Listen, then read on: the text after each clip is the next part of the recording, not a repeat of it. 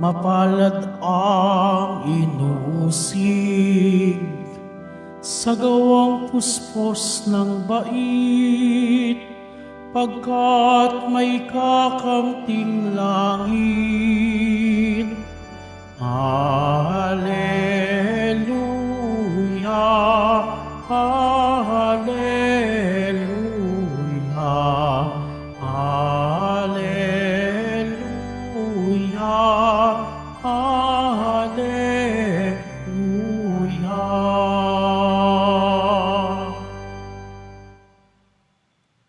Sumainyo ang Panginoon.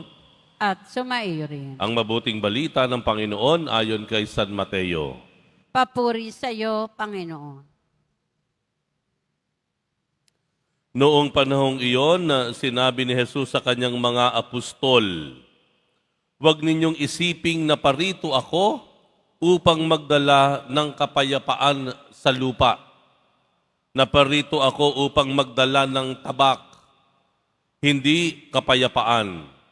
Sapagkat naparito ako upang papaglabanin ang anak na lalaki at ang kanyang ama, ang anak na babae at ang kanyang ina, ang manugang na babae at ang kanyang biyerang babae, at ang kaaway ng isang tao'y ang kanya na ring kasambahay.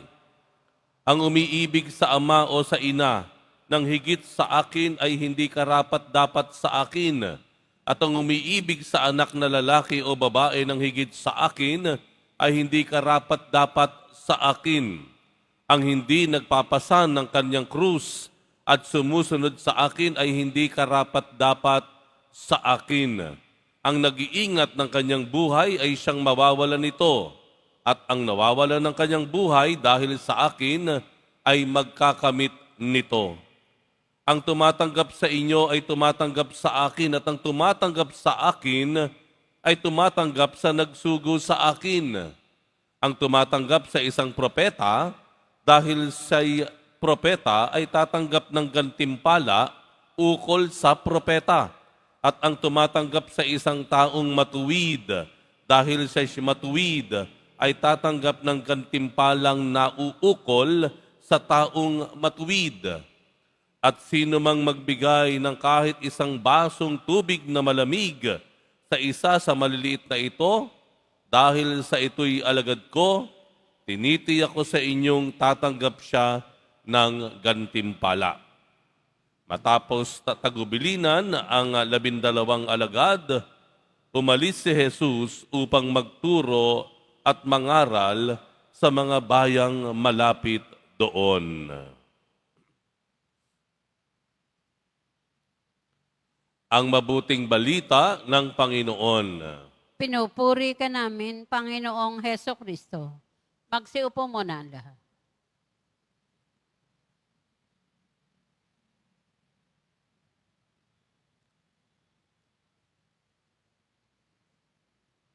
Magandang umaga po sa inyong lahat. Araw ng Lunes, tayo na natitipon dito sa Basilica Menor at Pambansang Dambana ng Jesus Nazareno. Lingunin naman po natin yung ating mga katabi. Sabihin po natin, God bless you. In this Monday morning, God bless you. To start the day, to start the week, God bless you. Ayan po, ano? Sino ba naman ang ayaw ng kapayapaan? Gusto natin ng mapayapa ang ating tahanan. Gusto natin na mapayapa ang ating pamayanan, ang ating bansa. At sabi nga, world peace. Ayan, no? Marami na pong humiling ng mga beauty, nasa mga beauty pageant, no? Marami na pong kandidato sa Miss Universe ang nag-request ng world peace. Pero paano nga po ba natin ilalarawan ang kapayapaan? Paano niyo po ilalarawan ang isang mapayapang tahanan o mapayapang lipunan? Kapag walang ingay? Kapag walang nagkakaroon ng pagkakaiba ng opinyon? Pag-iisa na lang ang opinyon, walang kumokontra, yun na po ba yung payapa na sinasabi natin? Maaari po tayo ay nalilin lang. Dahil ang pagiging tahimik, hindi masasabing agad-agad na kapayapaan. Pwedeng ang pananahimik na pagsasalarawan natin sa kapayapaan ay dahil sa takot. Dahil sa takot ng panganib o pagbabanta. Kaya wag ka na lang magsalita, tumahimik ka na lang para payapa na lang. Pero hindi yun ang nais natin na kapayapaan. Na ito ay dahil sa takot o banta. Okay? Yung walang halimbawa, walang pagtatalo-talo, iisa na lang ang opinyon. Yung ba talaga ay kapayapaan o katamaran? Ayaw mo na lang mag-isip eh. Ayaw mo nang kumontra, hayaan mo na.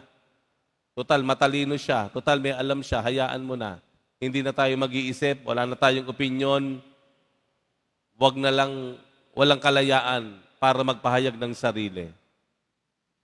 Palagay ko po kung ganoon ang kapayapaan na nais natin, ito po ay kapos.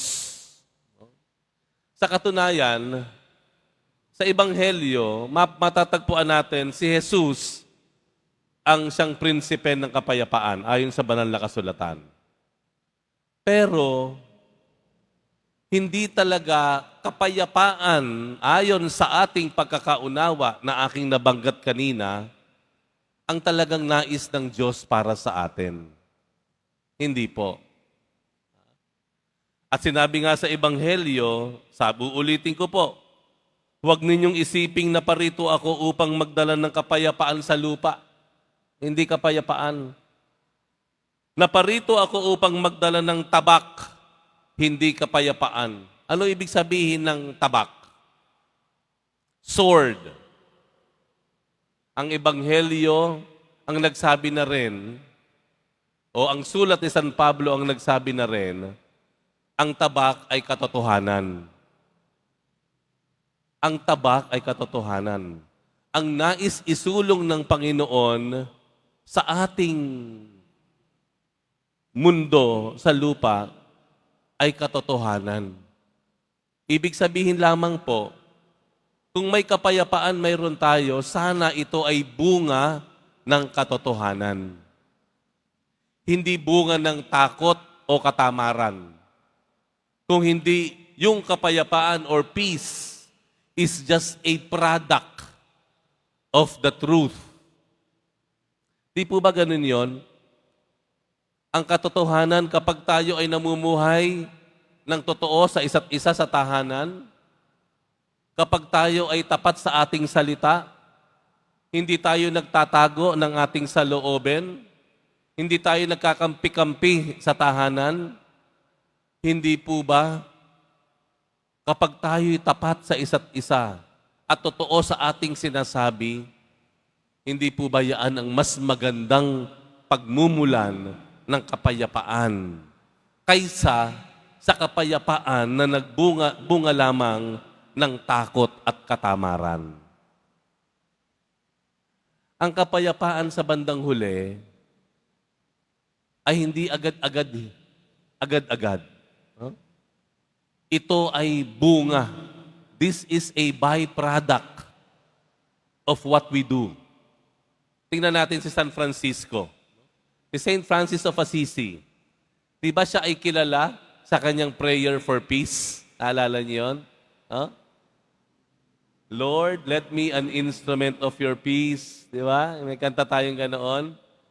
Hayaan yung basahin ko yung ilang bahagi ng kanyang panalangin para sa kapayapaan. Okay? Ang sabi ni San Francisco, Panginoon, Gawin mo akong kasangkapan ng iyong kapayapaan. So he is longing for peace. Saan man may puot, naway maghasik ako ng pag-ibig. Saan may pananakit, naway magtanim ako ng kapatawaran. Saan man may hapis, naway magdulot ako ng pag-asa. So nagdadasal siya sa kapayapaan, pero batid ni San Francisco, ang kapayapaan ay bunga lamang ng pag-ibig na inihahasik niya kapag mayroong galit o poot. Alam ni San Francisco na ang kapayapaan ay bunga lamang ng kapatawaran, ng pananalig o ng pag-asa ayon sa kanyang panalangin. Opo, isa sa mga pinakasikat na panalangin para sa kapayapaan ay ang panalangin ni San Francisco. Pero mababanaagan din po natin sa kanyang panalangin na ang kapayapaan ay bunga lamang ng ating ugali o ikinikilos o uri ng pakikitungo sa bawat isa. Kaya kung minsan may konting hindi pagkakasundo, nagkakaroon ng paliwanagan, okay lang po yun. Kaysa bigla na lang manahimik yung isa, kumukulo pala sa loob. Meron palang itinatago. At pag dumating yung sandali, nasasabog yan, saka lamang ilalabas kung anong nasa sa loob. Kaya okay lang po na magdiskusyon tayo. Magpaliwanagan tayo.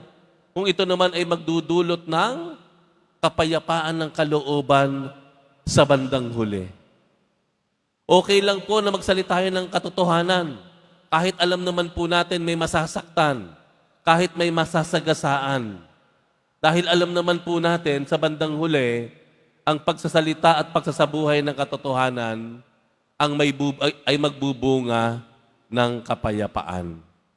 Kaya nga sabi ng Panginoon sa Ebanghelyo, maging ang ugnayan natin sa loob ng pamilya ay dapat po ay handa nating isuko para sa katotohanan, para sa katarungan. Ibig sabihin, kung sinasabi nating blood is thicker than water, ika nga, may pagkiling tayo sa kamag-anak, kahit ano pag-usapan, may matimbang pa sa atin, matimbang sa atin yung kamag-anak, pero hindi po yun ang pinakamataas na pamantayan ng buhay. Kung blood is thicker than water, dapat truth or justice is more thicker than blood. Ang pinakamataas na pagpapahalaga natin ay hindi yung kamag-anak o blood relations. Ang pinakamataas na ating ugnayan ay ang ugnayan natin sa salita ng Diyos na nagsasabi ng katotohanan at tuturo ng katarungan. Our loyalty, our utmost loyalty and ultimate loyalty is to God. Everything else follows. Kaya po, pakinggan po natin kung papaano magkaroon ng kapayapaan. Mailap ang kapayapaan kasi po ay mayroon dapat tayong alam at natamang pamamaraan para makamtan ang kapayapaan. At ito ay ang katotohanan o katarungan.